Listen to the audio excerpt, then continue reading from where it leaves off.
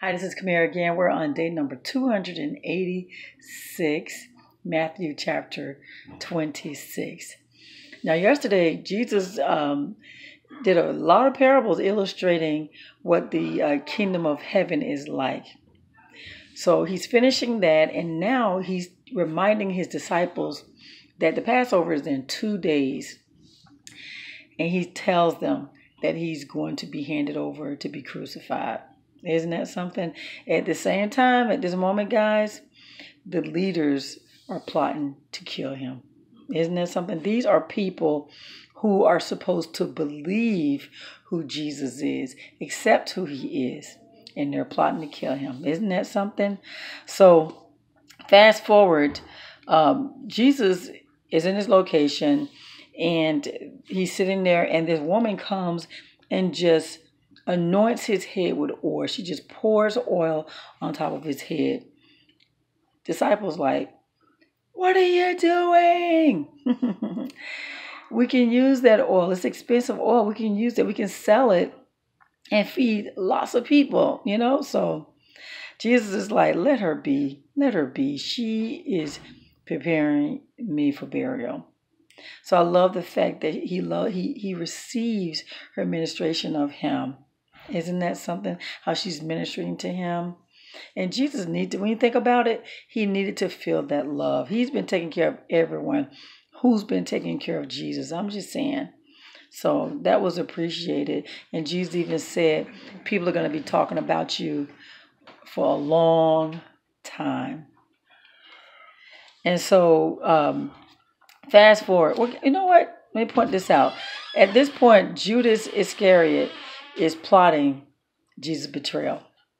Judas Iscariot, one of Jesus' disciples, one who served with him, who followed him. Isn't that something? So fast forward, Jesus have his disciples to go and obtain a room for Passover and, get it all set up. So fast forward, they're at the table now. And they are breaking bread. I mean, it's him, Jesus, and his disciples, his 12 disciples, including Judas. So Jesus made mention that one sitting at the table with him is going to betray him.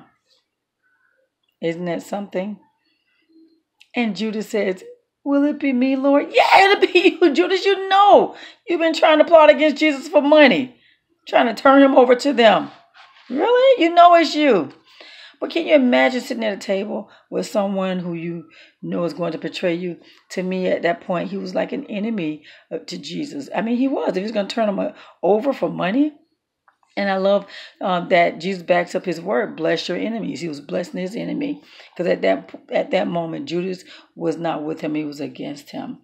Even though it was his purpose to do that, he was still plotting against Jesus. So he was an enemy to Jesus when you think about it. I'm just saying, if you're not with me, you're against me. And you're handing me over, you're my enemy. So get this. Jesus even says that everyone is going to deny him, going to reject him. He actually said deny. But when you think about it, if they're not with him, they are rejecting him. Think about it. Peter says, oh, Lord, I will never deny you. Peter, you're going to deny me 3 times before the rooster even crows. Isn't that something? So imagine sitting there with these people knowing they're not going to be your boys. They're not going to stand by your side while you're going through. Isn't that something? You guys followed me. Now I'm in the heat and you don't want to stand with me. I'm just saying.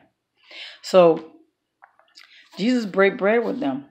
He takes some bread and he breaks it and he gives them each a piece. This is my body. My body is being sacrificed for you. Then he gives them wine. This is the wine that's symbolic to the blood I am shedding for you. And he says, do this in remembrance of me. He says to do it often. Isn't that something? So we do that now. We call it Holy Communion. Yeah, we do that now, called Holy Communion. And fast forward, Jesus decides he's going to go. He's heavy, guys. He knows what is planned for him. He's heavy in spirit. So what he does, he goes to pray. And so he takes 3 of his boys with him. He takes Peter, the brothers James and John. So there's 3 of them, Peter, James, and John. And so he tells them to just wait up for him. Just wait up. And so he goes to talk to the Lord. He's like, Father, this is a bitter cup I have to take. It's a bitter cup. If it's your will, take it away, but not my will, but your will. If you can take this cup away, please do. But not my will, but your will. And so a couple hours later, Jesus goes back. His boys are sleeping. He asked them to wait up for him.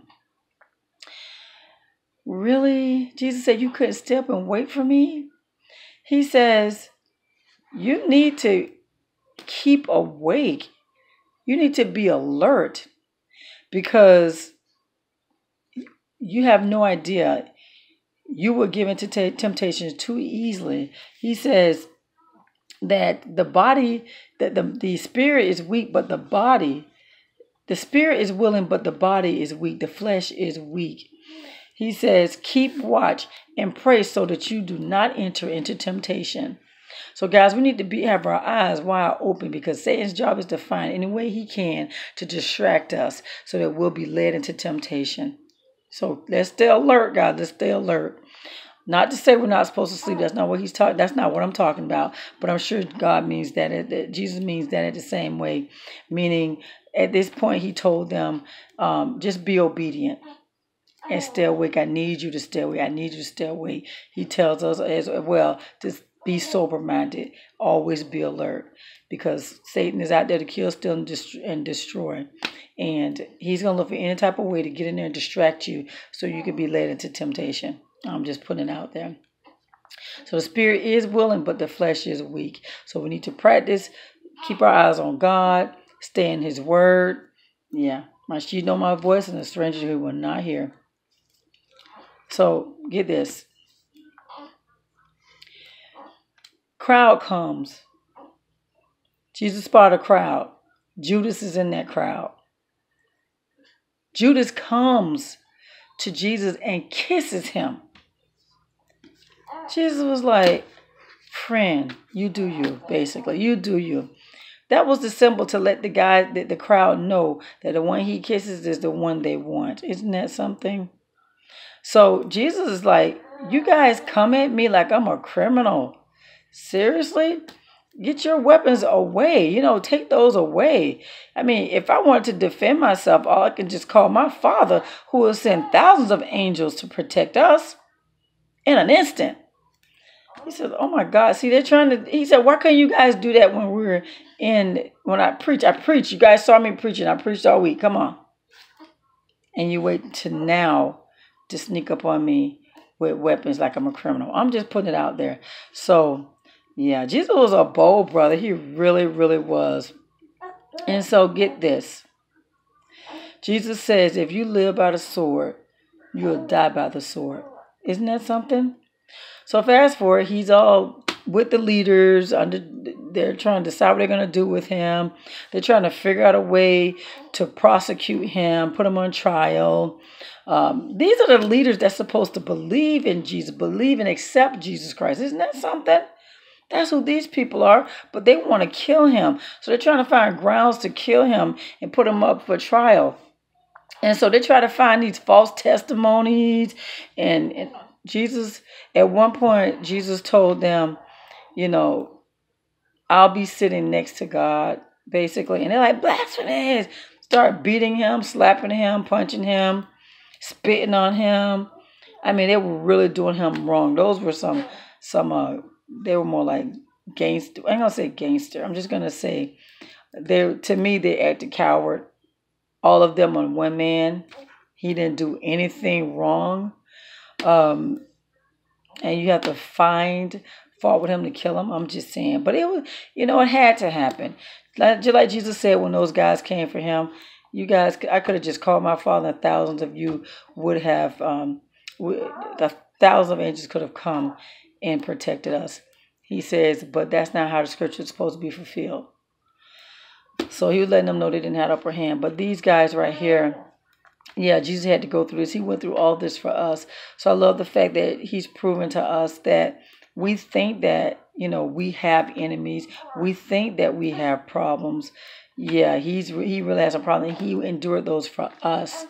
And then look at this. While Jesus is dealing with that situation, Peter, he's in with the villagers, the towners, and he's just acting like he's just like everybody else. He get identified 3 times. 3 times, and each one of those times he denies Jesus. After that 3rd time, the rooster crows, and that's when it hit him what Jesus had said. It hit him at that point what Jesus had said. He was reminded.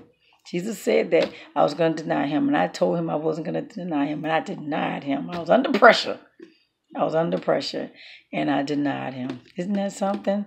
So he was heartbroken after that. The Bible says he went and he wept. So the message, guys, is so good, so good.